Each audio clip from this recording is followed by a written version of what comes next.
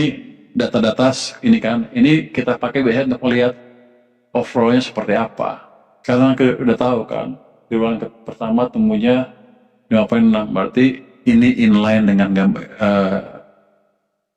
ini sudah memprediksi angka-angka yang terjadi sekarang. Jadi angka-angka ini kita monitor terus dari bulan ke bulan. Kalau ada yang melemah, kita perbaiki kebijakannya. Dari situ kita tahu nanti ekonomi seperti apa. Jadi tidak benar bahwa ekonomi kita melambat pada saat sekarang. Paling nggak sampai data April ya. Sampai Mei. Sampai Maret. April, Mei akan kita dorong lebih cepat lagi. Sekarang apa sih? Sekarang Mei, bulan ya? April, Mei, satu bulan lagi, Juni ya? Bulan ketiga. Kita akan dorong di triwulan ketiga ini, kita punya waktu 1 bulan setengah. Cukup nggak? Kedua, kita akan dorong ke arah yang lebih cepat kalau bisa. Tapi kalau dengan laju kondisi uang seperti tadi, harusnya cukup untuk mendorong perekonomian. Jadi Anda mesti ngerti bahwa pengaruh uang ke ekonomi itu amat signifikan. Oke, next.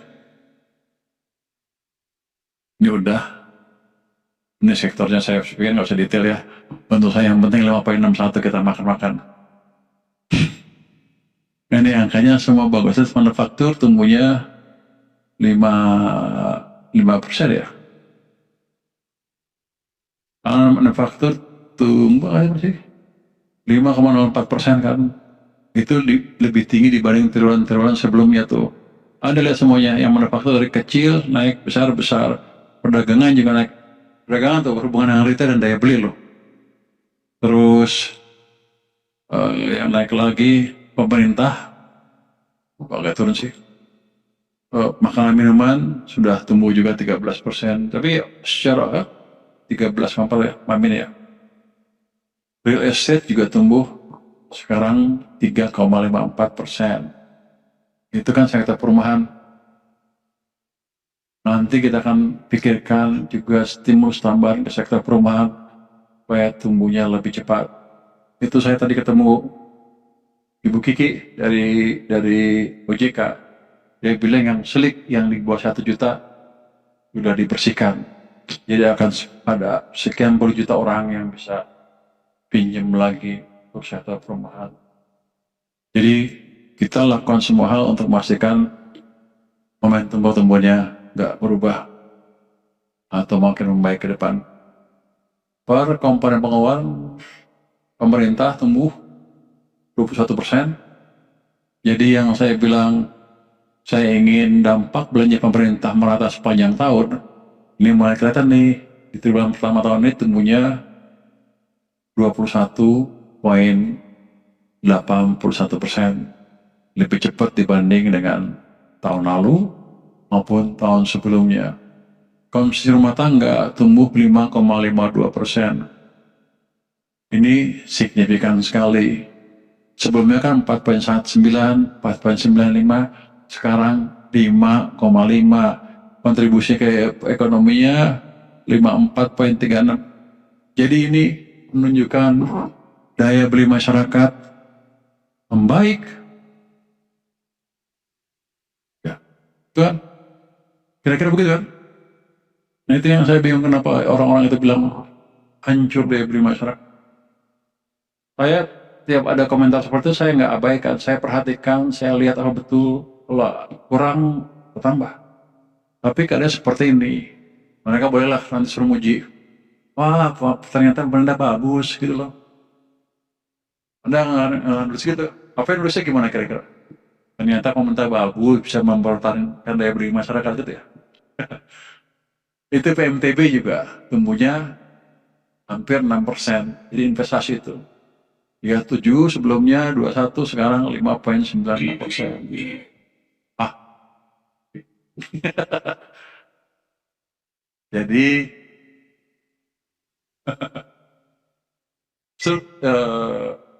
komponen-komponen penyusunan ekonomi kita masih berfungsi dengan baik.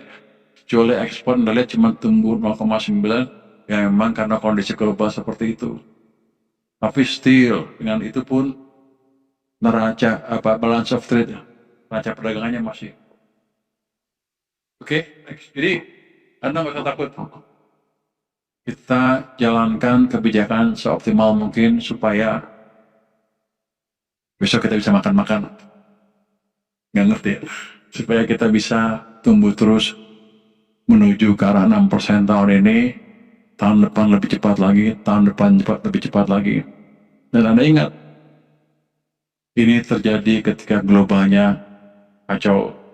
Next. Dasar makroekonomi 2026. Ini ngomong apa ya? Realisasi, itu 5,6, inflasi 2,42 terakhir ya. Nilai tukar melemah, tapi jangan tanya saya, Anda harus tanya Bank Sentral. Yield agak melemah sedikit, tapi nanti kita akan hidupkan di sini yang disebut Bond Stabilization Fund. Ya, kita dengan kementerian kita itu ya, nanti jalannya dengan Bank Sentral komunikasi terus supaya bondnya nanti lebih terkendali sehingga ongkos bayar utang kita juga tetap murah. Harga minyak sampai sekarang baru 83,8 rata ya, padahal kita semestinya sampai 100. Jadi masih aman. Lifting minyak agak rendah sedikit, lifting gas masih lebih rendah sedikit outlooknya. Tapi ini kan membaik terus ke depan. Next. Hingga Maret ini mungkin APBN tumbuh cukup ekspansif. Kalau Anda lihat yang 2026 ya, pendapatan negara tumbuhnya 10%, dan perpajakan tumbuhnya 14%, penerimaan pajak khusus, pajaknya aja, tumbuh 20%, udah pernah nih. APBN masih negatif, tapi angka April sudah positif. Ini sampai Maret ya, nih. Maret. Angka April itu ke APBN-nya sudah positif, biaya cukai ya. Pajak ada? Pajak nggak ada ya? Mana dia? Wakilnya pajaknya siapa? Berapa temunya sekarang? Oh, masih negatif. Ini positif loh. Akhir April. Minus 1,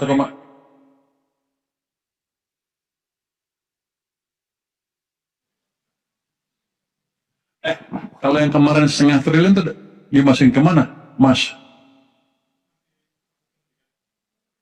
Kapan masuk ke saya? Masuk saya nggak nanti? Uangnya? Oh, nggak masuk saya? Oh, kita nggak dapat apa-apa, cuma nggak jadi ekspor aja. Ya punya saya kan berarti, punya pemerintah kan? Mas negara kan, punya kita kan? Memang hakim memutusin ke siapa kan? Kan masih ke kita kan kalau itu putusan depan. Dapat 0,5 triliun. Oke, nanti kalau nggak masuk lo gajinya gue potong. Tapi enggak, itu menunjukkan apa? Bea cukai juga sudah aktif di mana-mana. Itu memastikan kebocoran kita berkurang. Sama pajak juga sama. Effortnya semakin ini ke depan, semakin kuat. Belanja negara kita sampai dengan Maret tumbuhnya 31%. Ini lebih tinggi dibanding tahun lalu yang hanya tumbuh 1,4%. Ini upaya yang saya bilang tadi, pemerataan belanja sepanjang tahun. Yang penting lagi simpangan primer nggak penting. Surplus mencapai 240,1, itu defisit ya, itu 0,93% dari PDB. Tapi nanti jangan dikali 4, karena setiap tahun akan beda belanjanya dan siklus income-nya beda, siklus belanjanya beda. Yang jelas sepanjang tahun akan kita kendalikan di bawah 3% sesuai dengan desain APBN ya. Jadi defisit sekarang 240, 0,93 kalau dikali 4 berapa? Enggak, kok orang di pasar kan gitu ngalinya. Orang di pasar ngalinya 4, kalau itu 3,6 katanya. Itu hitungan yang ngaco. Karena APBN itu naik turun, income juga naik turun, ada siklusnya. Yang jelas, belanja selalu bisa kita kendalikan. Income juga akan kita tingkatkan. Sekarang kan 20,7% pertumbuhannya. Saya yakin pajak ya, ke depan akan kita jaga dan mungkin akan lebih tinggi lagi laju pertumbuhannya. Next. Dari pendapatan negara, apa itu ya? Pendapatan negara, sama yang tadi ya, bersama DPR nih, udah nanti ini DPR, pendapatan negara 10, pertumbuhannya 10, sama yang tadi. Pajak tumbuh 20,7%, kepabeanan seperti itu. PNBP masih kurang sedikit, tapi saya yakin akan meningkat lagi ke depan. Salah satu yang akan meningkatkan ini kita adalah dari PKH, itu ada kan tambang emas yang di Aceh itu. Kita sudah negosiasi, PKH sudah negosiasi, kita akan dapat 50% dari 50 dari keuntungan. Itu akan menambah lagi keuntungan saya, income saya untuk PNBP tahun ini. Saya harapkan Juni mereka mulai beroperasi lagi. Oke, nah jadi income masih sesuai target dan akan ada peluang income kita lebih tinggi dari prediksi. Berikutnya, lagi. Oh, ini cuma ini aja ya. Ini sama aja, cuman yang menarik ya Pak. PPh badan 5,4, PPh ini udah pernah ya. PPh orang pribadi 15, jadi pada dasarnya sama. Yang paling penting sebelah kanan, neto pajak tahun ini tumbuhnya 20,7%. Ini sampai Maret ya. Ini yang agak menenangkan para lembaga pemerintah waktu saya ke Amerika, karena ada pertumbuhan yang real. Nanti ke depan saya akan dorong pertumbuhannya lebih cepat lagi, pajak terus mengalami perbaikan, kortek diperbaiki terus, dan nanti aparat pajak juga akan bekerja lebih baik lagi. Saya akan coba tekan rasio pembayaran bunga terhadap income terus turun ke bawah sesuai dengan standar internasional. Mereka bilang antara 15-20 ya. Kita akan turun ke bawah ke arah sana. Sekarang agak di atas level atas sedikit. Kata SNP sih itu salah satu di matriks mereka yang kita di limit-limit. Tapi kita akan dorong terus ke bawah dan kita sudah tahu caranya. Next. Selamat. Betul saja. Tumbuh double digit, perdagangan juga sama, itu lihatin perdagangan triwulan 1. Udah pernah nih, tumbuh double digit juga 59,9% dari sektornya ya. Keuangan dan asuransi agak turun sedikit karena emang ada koreksi sedikit di sektor jasa keuangan kan. Di pertambangan kita tumbuh 6,3% ditopang oleh sektor pertambangan migas. Kalau Anda lihat dari 3 gambar ini, dari 4 ini, 3 naik ke atas. Keuangan juga sebentar lagi naik ke atas. Kenapa? Karena sentimen positif akan balik ke pasar kita. Next. Cortex. Ini program yang selama ini banyak dihujat. Ya, sekarang masih dihujat juga sih. Tapi kan sudah membaik. Dan dampaknya sudah amat bagus sekali ke penerimaan kita ya. Ini sudah 13 juta lebih SPT yang dilaporkan. Orang pribadi 10, orang pribadi non karyawan 1, ini, terus badan 874, 476 ribu. Nilai SPT yang kurang bayar sekian, nilai SPT yang lebih bayar di sana. Tapi yang kurang bayar kan lebih banyak tuh, 8 tambah 3 tambah 50.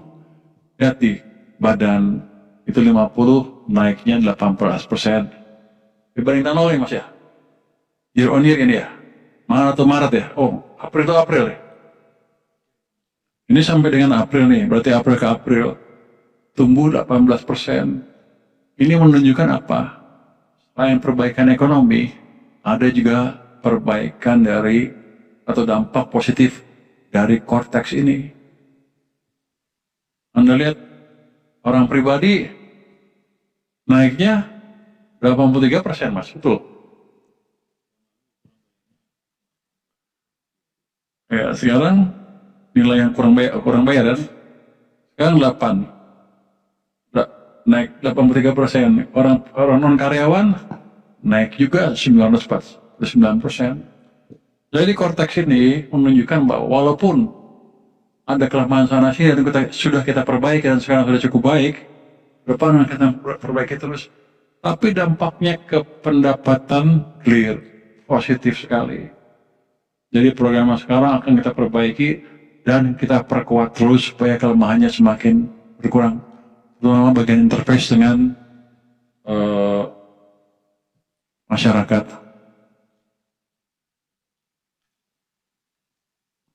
Ini katanya pengawasan pajak lebih terukur dan tepat sasaran, tercermin dari kenaikan nilai SPT kurang bayar. Basically sistem Cortex ini bagus karena Anda nggak usah masukin SPT sendiri kan, dia narik dari tempat lain sekaligus dan dikonsolidasi langsung. Mungkin yang ngibul-ngibul sekarang susah. Oke, jadi ini hal yang baik. SPT tahunan berjalan dengan lebih efektif dari tahun lalu dan akan kita perbaiki terus ke depan. Jadi Pak Bimo lumayan, Pak Bimo lebih dikasih bonus sedikit lah. Dari kita jelek sekali implementasinya sampai sekarang mendapatkan hasil yang seperti ini walaupun masih ada kelemahan. Next. Nah, kita selalu tidak pernah melupakan program-program pembangunan yang sudah dicanangkan. Jadi jangan Anda pikir kita ngomong ini, ngomong itu, program utama yang lain atau dorongan yang lain tidak dijalankan. Kita sudah memberikan stimulus untuk mendorong konsumsi selama periode Ramadan, Idul Fitri dan lain-lain. Angkanya di sini sudah pernah disebutkan. Diskon transportasi sebesar 0,90 triliun di kereta api, angkutan SDP, laut dan udara. Tunjangan hari raya kita keluarkan 51,6 triliun, bantuan pangan juga kita keluarkan sebesar 13,37 triliun.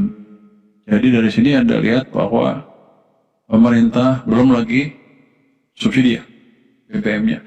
Jadi pemerintah selalu melakukan langkah yang optimal untuk memastikan daya beli masyarakat di kelas menengah ke bawah terjaga dan ekonominya tidak morat-marit. Oke, next. Ini udah saya bilang kemarin PPN dan juga saya pikir udah membaik, cukup lah. Next. Saya bilang tadi kan kita nggak usah. Ini yang saya bilang ini udah pernah sama kayaknya. PPR ya. Oh, agak sama. Maret ya. Jadi sama. Kita perbaiki terus bea cukai di lapangan dan ini, dan nanti untuk rokok yang ilegal itu kita akan membuat satu layer sehingga mereka bisa masuk ke bisnis yang legal. Setelah itu mungkin minggu depan saya akan menghadap DPR setelah reses. Nanti setelah itu berlaku tidak ada lagi perusahaan rokok ilegal yang kami diamkan dimanapun. Begitu ketahuan tutup gitu aja. Sekarang kan mereka masih bilang, oh kami perlu hidup lah seperti itu. Jadi masih ada semacam kelonggaran sedikit, tapi begitu nanti sudah terbuka itu, mereka harus masuk dan yang ilegal kami tutup dengan tegas. Pajak kan nggak ada sih, dia kan bintang 3 kan, kasus ya, aman, dia pasti bisa tutup perusahaan besar. Jadi ini kita bereskan terus. Narkotika juga semakin banyak yang ditindak. Next. Apa lagi? Kemarin Mas coba ceritain Mas gimana ceritanya? Jadi cerita Mas gimana bisa dapat segitu? Dapat sedikit, dapat bocoran apa?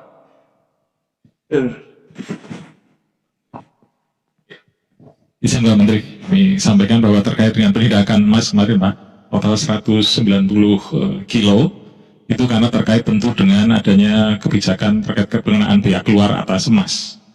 Itu melalui di Bandara Halim di Kanwil Jakarta, dan prosesnya akan dilanjutkan dengan penindakan, dalam hal ini penyidikan. Demikian Pak Menteri. Kamu dapat bonus nggak kalau gitu? Belum Pak Menteri. Minta bonus? Premi lah ini belum masuk premi nih Pak Menteri. Selama ini belum ada. Kalau gitu. Kalau lain dari premi yang lain Pak Menteri. Selama ini kan nangkapnya sedikit. Kalau nangkapnya gede, ada bonus ya? Kalau dari yang ada penerimaan itu nanti kita bisa dapat premi Pak Menteri. Ini belum untuk emas ini nanti kan masuknya ke KMN. Ya. Ada. Kalau gitu kerja lebih rajin biar Siap. lebih banyak lagi. Siap. Oke. Jadi kita serius itu.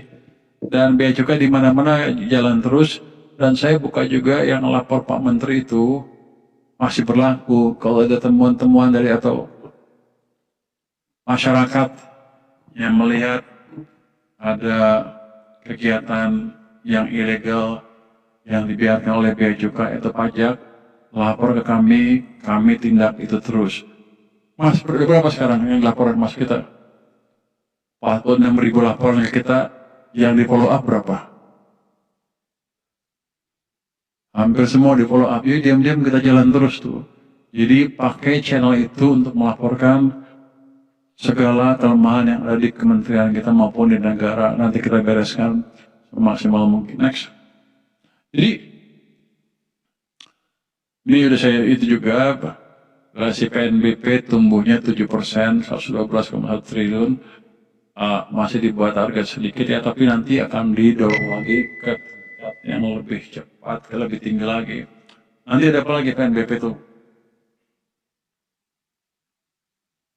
Ada apa? Pak, dari itu ya? SDM ya? Mas. Nanti ada kebijakan dari SDM, selain biaya keluar, nanti kan pasti nanti ketika biaya keluar itu keluar, mulai jalan, kita bisa periksa barang-barang yang diekspor, sehingga ada invoicing bisa dijaga, dan harusnya PNBP-nya akan lebih bagus ya. Jadi kebocoran akan ditutup semaksimal mungkin. Next. Belanja negara. Ini udah dijelasin lagi, belanja negara tumbuh 31%, pusat 47%, kemudian lembaga 43,4% pertumbuhannya, non-kementerian 51%. Yang jelas gini, total belanjanya tumbuh 31,4%, jauh lebih tinggi dibanding dengan tahun lalu. Nah, ini jadi strategi kita betul-betul berjalan. Ke depan akan kita pastikan terus kementerian lembaga belanja tepat waktu, tepat sasaran, dan gak ada yang bocor. Next. Itu software dari Dirjen Anggaran.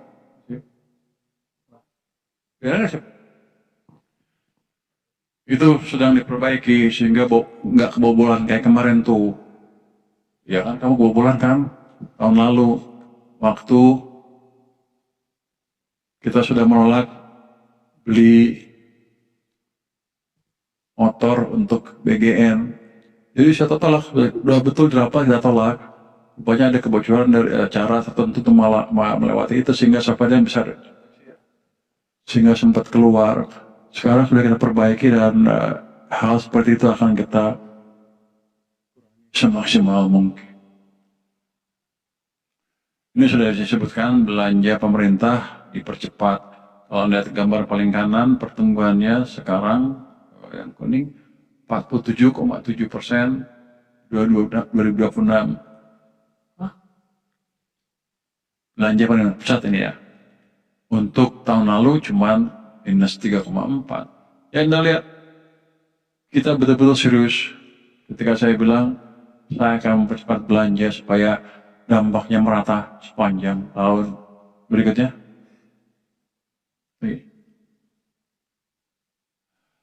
Relasi ini sama pengejawantahannya, tumbuh tinggi itu 18,6% untuk kementerian lembaga. Ada belanja pegawai tumbuh 20%, belanja barang tumbuh 114,6%, belanja modal 36,2%, bansos turun sedikit. Anda lihat yang dua tengah itu, Kalau pegawai kan rutin, tapi belanja barang dan belanja modal itu tumbuhnya cepat banget. Emang ini sesuai dengan program untuk mendorong atau memastikan kebijakan fiskal dampaknya positif dan merata sepanjang tahun. Juga kita belanja modal utamanya untuk mendukung konektivitas dan ketahanan pangan dan pembangunan jaringan irigasi dan lain-lain. Basically kita hajar semua. Kita ngelihat Kementerian PU belanjanya 7,4 triliun. Kalau saya bilang itu, ada yang bilang kita mengabaikan infrastruktur. Enggak, kita tidak mengabaikan infrastruktur. Kita tetap dorong infrastruktur. Nanti kalau ada permintaan lebih besar, kita tambah lagi. Belanja barang yang menarik apa? Ada BOS 4,8 triliun. Ada stabilisasi pangan 0,9 triliun. Jadi ini semua yang menjaga stabilitas di perekonomian, termasuk stabilitas harga pangan, sehingga inflasinya terjaga dan daya belinya terjaga. Jadi itu semua bukan terjadi otomatis, tapi karena intervensi pemerintah. Tumbuh 5,61 bukan tiba-tiba aja terjadi, tapi itu memang by design. Mudah-mudahan ke depan kita bisa teruskan itu sehingga kita bisa tumbuh lebih cepat. Ya, 2 tahun, 3 tahun lagi kita bisa kaya bersama lah. Apa ya? Kita bisa tumbuh 8%, 2-3 tahun lagi. Ya, kita kaya bersama lah, makan-makan lagi kita. Next. Mungkin itu yang ini kan subsidi kompensasi ya. Ini ya ini juga udah pernah disebutkan ya. Subsidi kita berikan untuk menjaga stabilitas perekonomian. Orang suka nanya nih, salah satu kritik di dunia adalah jangan beri subsidi kelebihan ketika anggaran kamu tidak mampu. Saya ditanya itu sama siapa? World Bank kalau nggak salah IMF.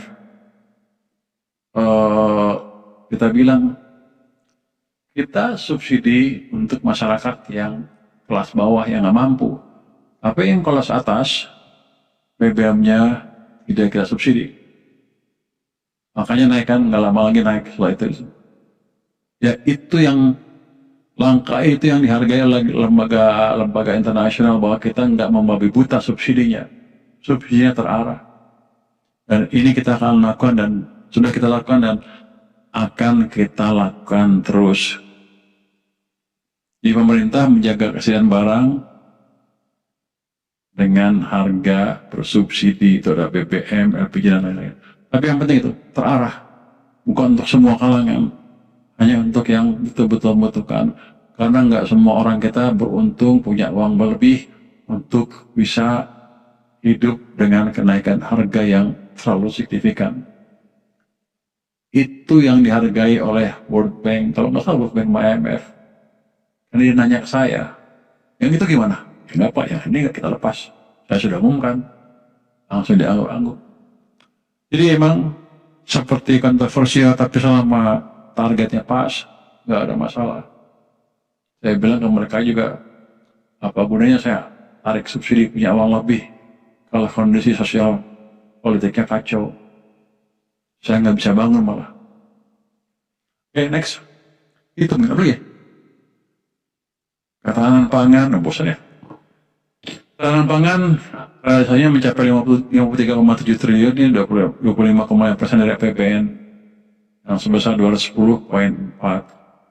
Ini sampai 31 Maret melalui belanja kementerian lembaga, subsidi pupuk, bulog, dan lain-lain. Anda lihat itu subsidi pupuk 25,1 triliun itu dibayar di depan. Kalau dulu kan di belakang. Ini sudah ceritakan. Ini yang membuat perusahaan pupuk kita bisa menghemat biaya dengan baik dan bisa berproduksi dengan baik sehingga sekarang mereka bisa mulai ekspor katanya. Bulog juga kita melakukan investasi pada Bulog untuk mendukung pembelian beras dan gabah dan jagung petani. Nggak ada yang kita tunda kalau memang dibutuhkan. Jadi nggak diirit-irit. Saya dulu kan dibayar di akhir tahun. Bulognya ngutang, sekarang nggak. Kalau butuh, kasih. Sekarang saya uangnya banyak. Betul Pak? Luas. Kata orang itu benghar lah. Makanan bergizi gratis itu program MBG jalan terus. Terus SPPG seperti biasa Anda udah ikutin semua kan. Ini program yang terus berjalan. Dan kita akan pastikan nanti belanjanya lebih efisien. Dalam pengertian Pak Dirjen Anggaran akan lihat apakah belanjanya ada yang aneh-aneh apa enggak ya Pak ya. Dengan software yang lebih baik lagi. Dulu kan Anda yang bikin softwarenya kan, kok bisa bobol kita? Jadi, yang bikin software SPPG itu dia. Makanya saya dibobol sama dia. Tapi sekarang kita perbaiki. Next. Penyalon TKD mencapai 204,8 triliun rupiah, itu 29,9% dari APBN. Jadi, seperti itu. Ini kan anggarannya dipotong di tahun lalu ya, tahun sebelumnya ya. Dan begini, yang paling penting adalah sekarang saya minta Pak Askolane untuk memonitor keuangan daerah dari bulan ke bulan seperti apa. Coba Pak, tolong ceritakan keuangan daerah seperti apa dan apa yang saya minta. Terima kasih Pak Menteri. Sampai saat ini Pak, di bulan April ini percepatan transfer ke daerah itu cukup tinggi Pak, 29,5% dari pagu kita, dan ini lebih tinggi dari tahun yang lalu. Dan utamanya ini untuk memenuhi belanja pokok di Pemda, sesuai dengan rencana kita di APBN, satu untuk belanja pegawai dia, Pemda, kemudian untuk belanja personalnya Pak di Pemda, dan yang ketiga untuk pelayanan publik, khususnya pendidikan dan kesehatan. Sehingga kemudian ini yang kemudian kita kombinasikan dengan belanja pusat Pak untuk membangun daerah melalui program prioritas nasional yang diarahkan Bapak Menteri Keuangan, Bapak Presiden. Jadi kombinasi itu Pak yang kita lakukan antara TKD dengan belanja pusat. Demikian Pak Menteri. Terima kasih. Jadi walaupun dipotong, ada instruksi dari Bapak Presiden untuk melihat kondisi daerah seperti apa. Jadi jangan sampai saya kecolongan kalau ada apa-apa di daerah. Jadi kita monitor on monthly basis. Kalau ada yang kurang sekali, kita akan turun tangan sesuai dengan petunjuk Bapak Presiden. Jadi semuanya kita monitor. Bukan ekonomi aja, daerah juga kita lihat, stabilitas daerah juga kita lihat.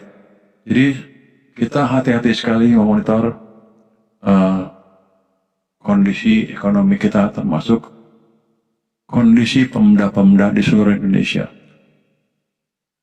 Ini ada TKD, alokasi TKD itu bencana itu semua, sudah pernah disebutkan semua. Untuk Aceh segala macam, ini sudah tahap 1 sudah disalurkan 40% ya. 4,39 triliun rupiah tanpa syarat salur. Ini sesuai dengan perintah Bapak Presiden. Tahap 2, 30% sudah kita keluarkan, disalurkan Maret sebesar 3,1 triliun rupiah tanpa syarat salur juga.